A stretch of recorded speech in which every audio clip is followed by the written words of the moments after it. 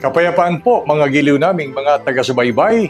Maraming salamat sa ating Panginoon Diyos sa patuloy niyang pagbibiyaya sa atin ng ating buhay at kalakasan. At gaya po ng aming patuloy na ipinapanalangin na sana ang buhay at lakas na ito ay magamit natin ayon sa banal na kalooban ng ating Panginoon Diyos. At ang isang paraan nga po ay ang pag-alam ng kalooban ng Diyos na pawang nasusulat sa banal na kasulatan. At ito po ay inihahatid sa inyo ng programang ito na ang Kabanal-Banalan.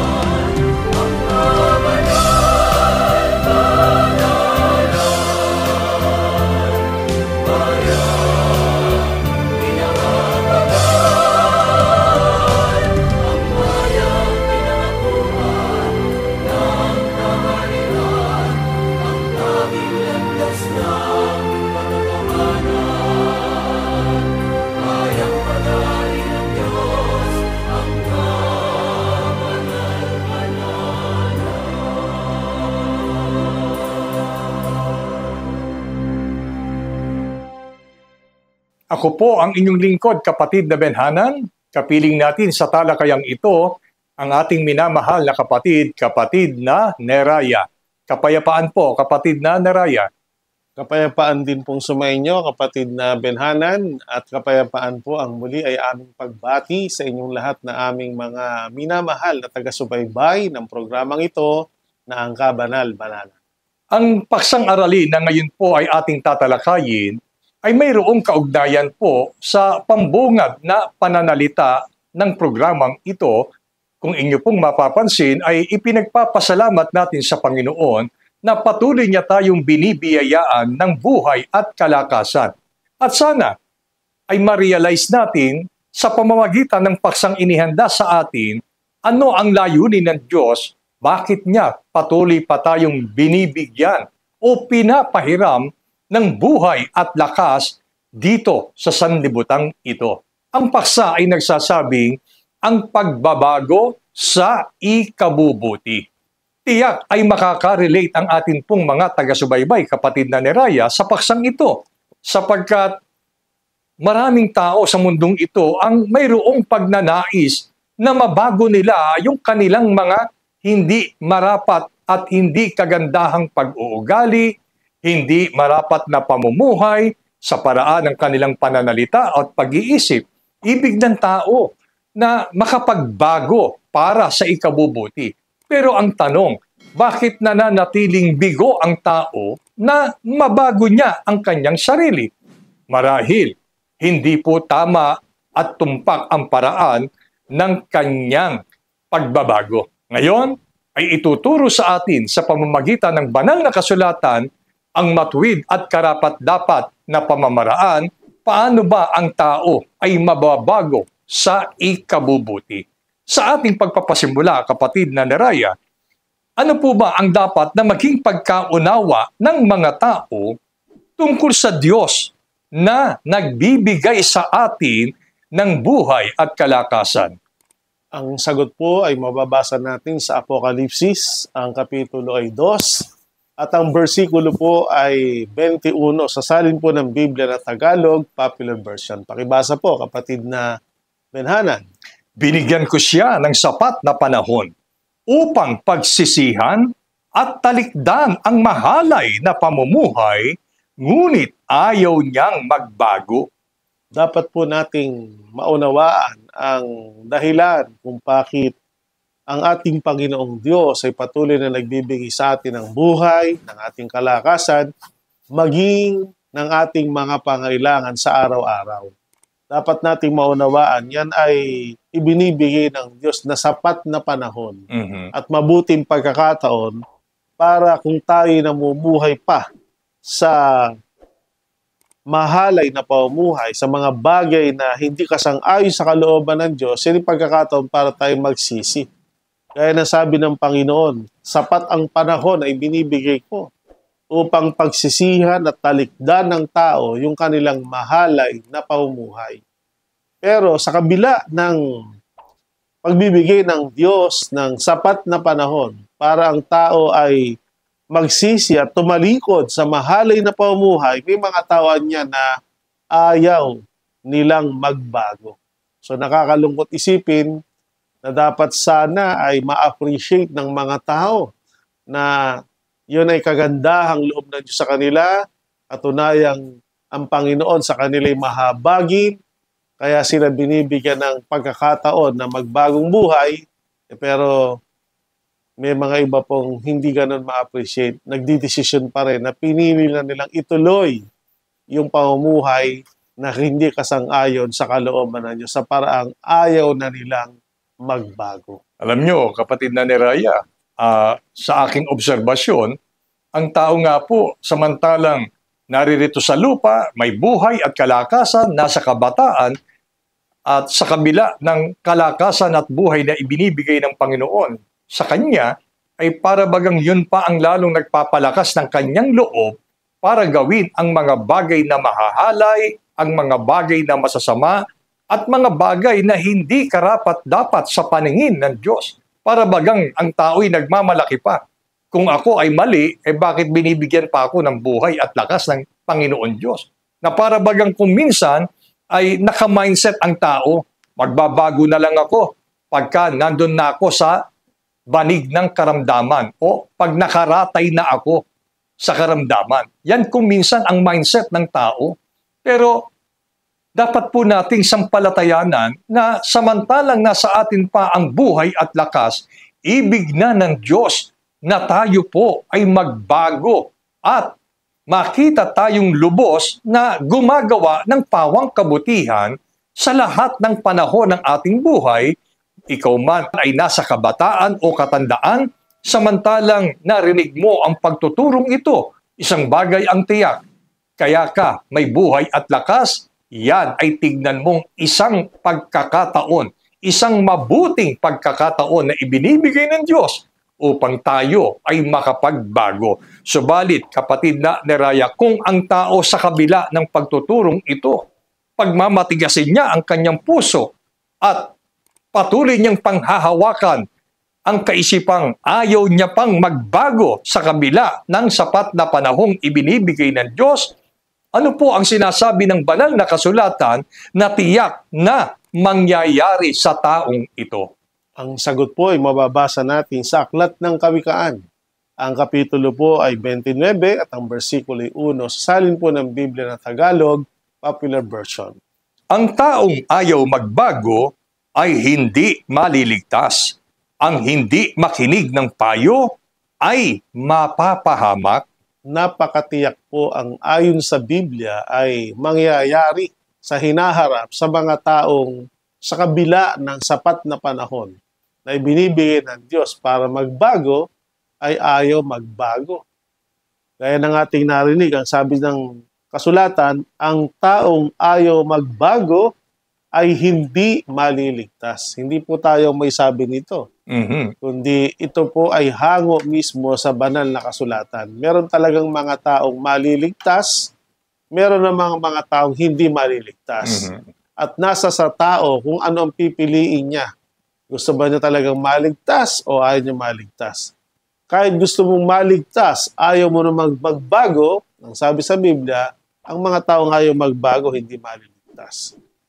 Lalo na pinapayuhan tayo na pagsisihan at talikdan na natin ang ating masamang pamumuhay, ayaw nating magsisi, ayaw nating tumalikod. Nga sabi sa Biblia, ang taong ayaw makinig o hindi nakikinig ng payo, mapapahamak. Kaya mapapahamak na, hindi pa maliligtas ang taong ayaw magbago.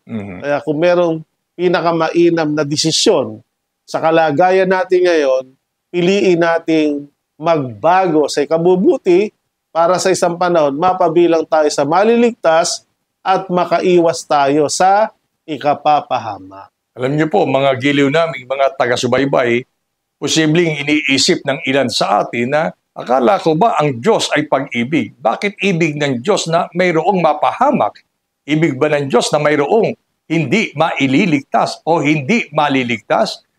Tila bagang ang pagtuturong ito ay gaya ng ang Diyos ay nananakot. Mali pong isipin natin yon, mga giliw naming mga taga-subaybay, sapagkat nananatili ang wagas at tapat na pag-ibig ng Diyos sa atin. Huwag nating ipagpalagay na ang pagtuturong ito ay gaya ng tayo ay tinatakot, kundi sa halip, tignan natin ito bilang isang hakbang ng paghahanda. Alam nyo, kahit naman po sa mga kalye, kung ikaw ay nagdadrive ng sasakyan, may mga signages, di ba? May mga nagsasabing, slippery when wet. Yun ba'y pananakot sa mga motorista? Hindi, kundi yun ay babala para tayo ay maiiwas sa tiyak na kapahamakan. Pag yun ay sinunod natin, tiyak maliligtas tayo sa kapanganiban. Pero kung magmamatigas ang puso na sinabi na ngang slippery when wet, umuulan, ay magmamatulin ka pa ng takbo, ay para bagang hinahamon mo ang kalikasan. Mga giliw naming mga taga-subaybay, huwag po nawang masumpungan sa atin yung katigasan ng ating puso. Sa halip, tanggapin natin ang pagtuturong ito na gaya ng tayo po ay binababalaan ng ating Panginoon Diyos sapagkat ayaw ng Diyos na mayroong mapahamak na tao. Dahil dito, kapatid na Neraya, may mga tao rin naman na gustong-gustong magbago, pero nananatiling bigo at hindi makaahon doon sa dati niyang kalagayan. Mababago po ba, kapatid na Neraya, ng isang tao ang kanyang sarili sa mahalay o masamang paraan ng pamumuhay sa ganang kanyang sarili? Ano po ba ang itinuturo ng Biblia tungkol sa bagay na ito? Narito po ang sagot sa katanungang iyon na dahil yung iba ayaw magbago, yung naman gusto magbago pero hindi makapagbago kasi nga iniaasa lang sa sariling kakayanan. Ang paliwanag ng Biblia tungkol dyan ay mababasa natin sa Jeremias, Kapitulo 13, versikulo 22 hanggang 23. At kung iyong sabihin sa puso, bakit ang mga bagay na ito ay dumating sa akin? Dahil sa lakha ng iyong kasamaan ay nalilis ang iyong mga laylayan at iyong mga sakong ay nagtiis ng karahasan. Makapagbabago baga ang Etiope ng kanyang balat o ang leopardo ng kanyang bati? Kung magkagayoy, mga kagagawa naman kayo ng mabuti na mga bihasang gumawa ng masama. Napakatiyak po na talagang kung iaasa lang natin sa ating sariling kakayanan, yung sinasabing pagbabago sa ikabubuti, hindi sapat po ang ating pagnanais, ang pagpaplano, maging ang ating kakayanan. Lalo na kapag ang pinag-uusapan ay pagbabago para talikdan yung masamang paraan ng pamumuhay at makapamuhay sa isang buhay na puspos ng kabanalan o pagtalim at paglilingkod sa ating Panginoong Diyos. Opo. Sapagkat ayon sa kasulatan, pag ang pag-uusapan ay pagbabago, ang tao ay gaya ng mga Etiope o mga Ethiopians at gaya din ng mga leopardo. Sabi ng kasulatan, makapagbabago baga ang Etiope ng kanyang balat o ang leopardo ng kanyang bati? Sabi sa kanyang sarili, ito'y tanong na nagpapaliwanag, yung mga Etiope o Ethiopians ay lahi po ito ng mga taong ang balat ay maitim. Mula sa pagkasanggol, sa kanilang pagsilang, hanggang sa kanilang pagtanda, sa ganang kanila sarili, kalikasan na sa kanilang kulay ng kanilang balat ang pagiging maitim. Kaya hindi na nilang kayang baguhin yung kulay na yun. At katulad din ng leopardo na isang uri ng hayop na batik-batik ang balat. Mula sa pagsilang ng leopardo at hanggang sa paglaki nito, hindi niya kayang baguhin na talagang may batik o batik-batik ang kanyang balat. Gayon ay niya ang tao kahit gustuhin niya mang magbago sa ganang kanyang sarili sapagkat ang tao niya ay naging bihasa na sa paggawa ng masama. Ibig sabihin na hirati na at nakasanayan ng tao ang pagsasalita, ang pag-iisip at pamumuhay sa kasamaan. At kung meron niyang isa sa pinakamahirap baguhin sa isang tao, yung bagay na nakasanayan niya at minana niya pa sa paraan ng pamumuhay ng kanyang mga magulang. Kaya isang katotohanan na hindi sapat yung ating pagnanais, hindi rin sapat yung ating sariling paraan at kakayanan para baguhin ang ating sarili. Nangangailangan tayo ng saklolo. Opo. Nangangailangan tayo ng tutulong sa atin para mabago ang ating kalagayan. Kaya huwag nating isiping, kayang-kaya ko anyang baguhin ang sarili ko. Kaya naghihintay lang ako anya ng tamang panahon. Sa ngayon ay hindi pa, pero darating ang panahon, mababago po. Nagkakamali po ang tao pagka gayon. So merong kapangyarihang kailangan nating lapitan para matulungan tayo na magbago. Alam nyo, kung minsan, ang tao napakadaling gumawa ng dahilan. Di po ba? Halimbawa, may tao, gustong-gusto na niyang magbago. Pero dahil sa mga nangyayari sa kanyang buhay, para bagang sinisisi pa niya ang Panginoon. Panginoon, parang ayaw mo na talaga akong magbago. Kasi kung gusto mo akong magbago, bakit ganito ang nangyayari sa buhay ko? Tila maraming mga kaway ng tukso, kaway ng kahalaya. Para bang sinasabi ng tao, hindi na ako may problema niyan kasi ipinahihintulot ng Diyos na mangyari sa buhay ko to. Kaya, sorry na lang. Kahit gustuin kong magbago, hindi na talaga ako magbabago kasi parang gusto rin ng Diyos na manatili ako sa ganitong kalagayan. Maliwanag po ang turo, mga minamahal naming taga-subaybay. Ibig ng Diyos na makita tayo sa lubos na pagbabago. At gaya po ng pinaliwanag kanina, wala sa kapangyarihan natin. Walang saganang sarili natin kung papaano natin babaguhin ang ating sarili sa ikabubuti. Tayong lahat ay nangangailangan ng isang kapangyarihang sapat na tutulong sa atin upang tayo po ay mabago ng lubusan. Kapatid na Neraya, ano ang unang paraan na nararapat gawin ng mga tao upang maranasan niya ang kanyang pagbabago sa ikabubuti nang hindi sa ganang kanyang sariling paraan? Ang sagot po ay mababasa natin sa Aklat ng Awit, Kapitulo 51, versikulo 10. Likhaan mo ako ng isang malinis na puso, O Diyos, at magbago ka ng isang matuwid na espiritu sa loob ko. Sa mga talatang binasa ng ating kapatid na Benhanan, maunawa natin kung anong unang nararapat gawin ng tao para maranasan niya ang pagbabago sa ikabubuti. Yung katulad ng unang ginawa ni David bilang hari. Alam naman natin, si Haring David ay dumating din sa isang panahon na bagamat siya'y naging hari, siya'y may pagkataong katulad din natin. Sabi nga, walang taong perpekto. Lahat tayo nagkakamali, lahat nagkakasala. At siya po ay naging isang makasalanan din na gaya natin. Nasumpungan din siya sa mahalay na pamumuhay. At hindi niya nais na manatili sa kalagayang yon. Gusto niyang mabago yung kanyang mahalay na pamumuhay.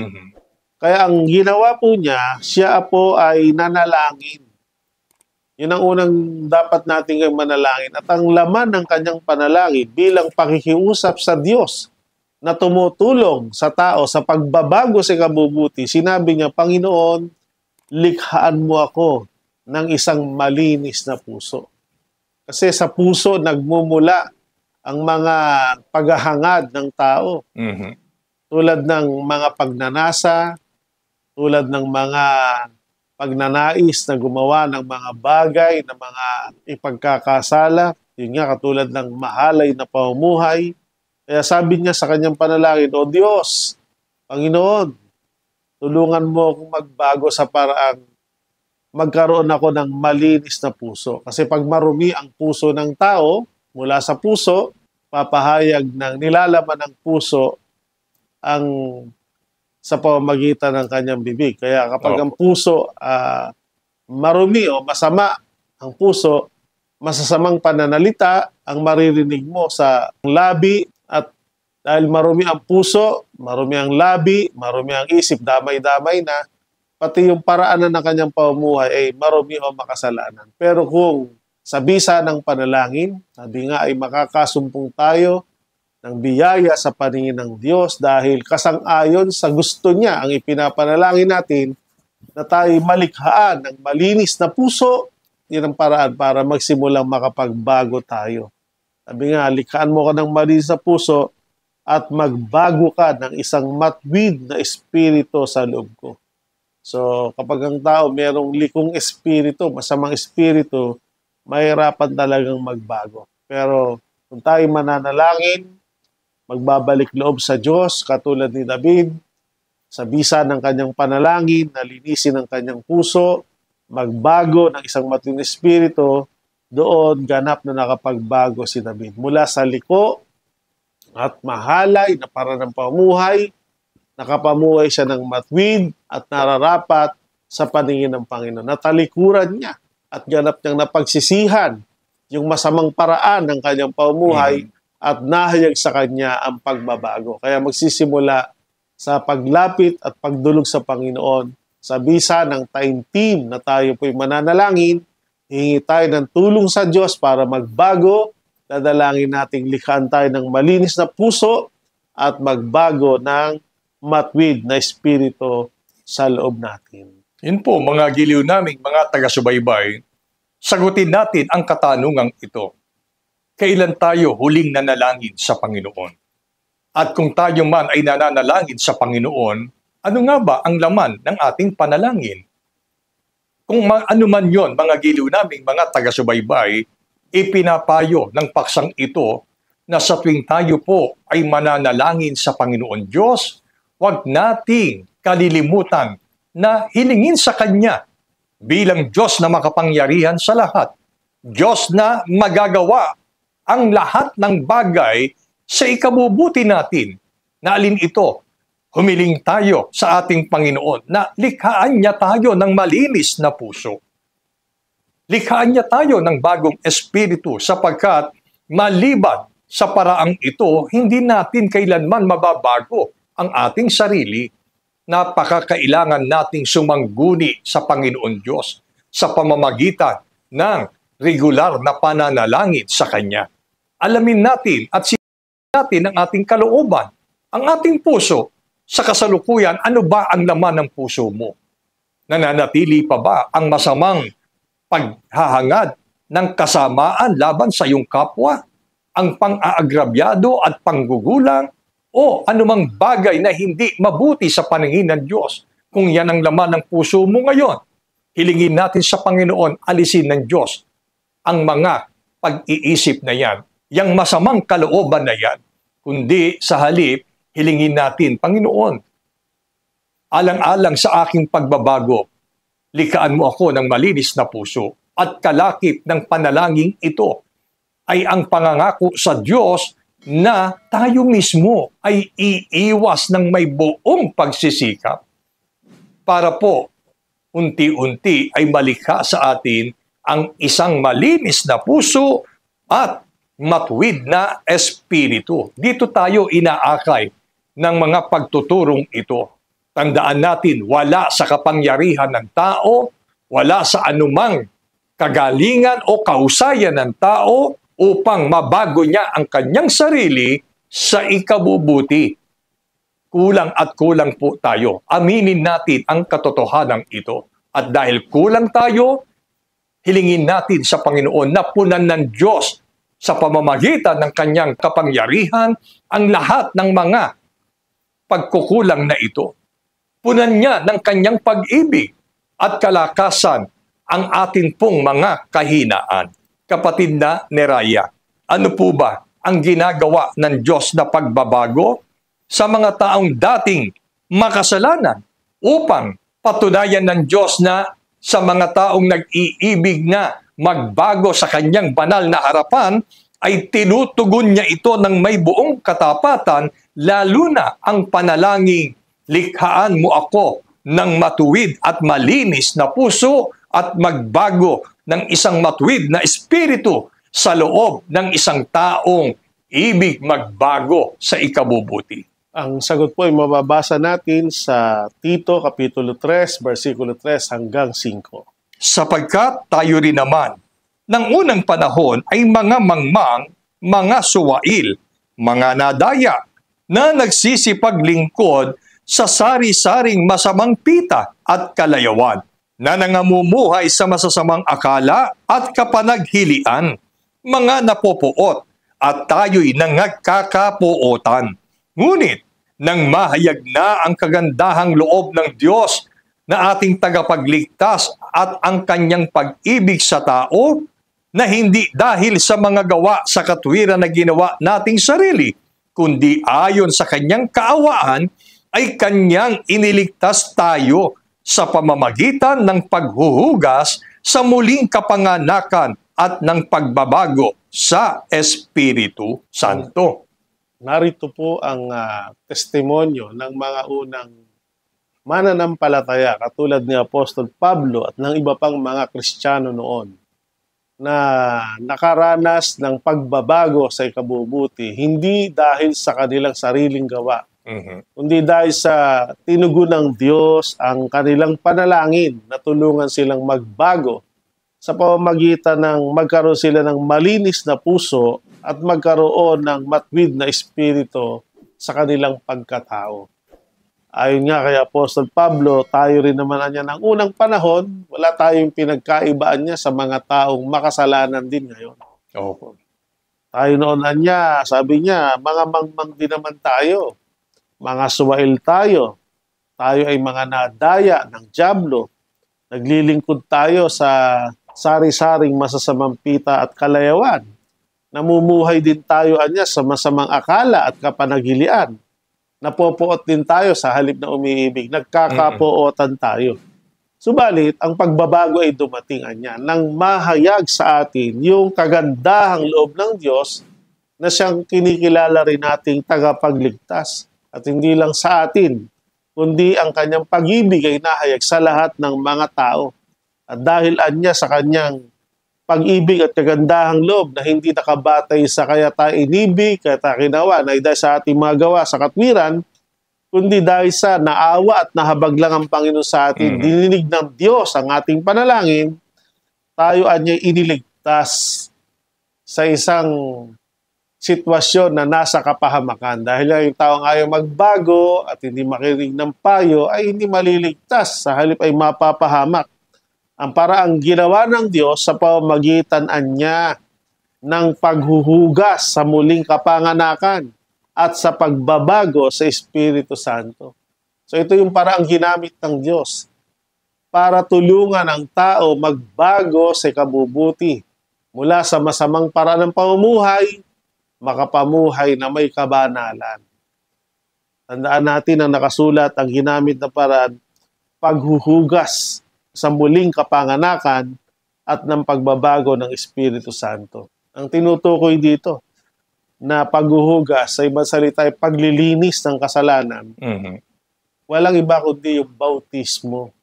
Sapagkat ang sino mang sumasampalataya at mabautismuhan ay maliligtas, sila ay malilinis, mahuhugasan sa kanilang kasalanan. At ito rin ay muling kapanganakan. Tinalaki natin yan nakaraan. Opo. Yung malibang ang tao ipanganak na muli, spiritual na kapanganakan. Sa tubig at sa espiritu. Bautismo ang tinutukoy po dito.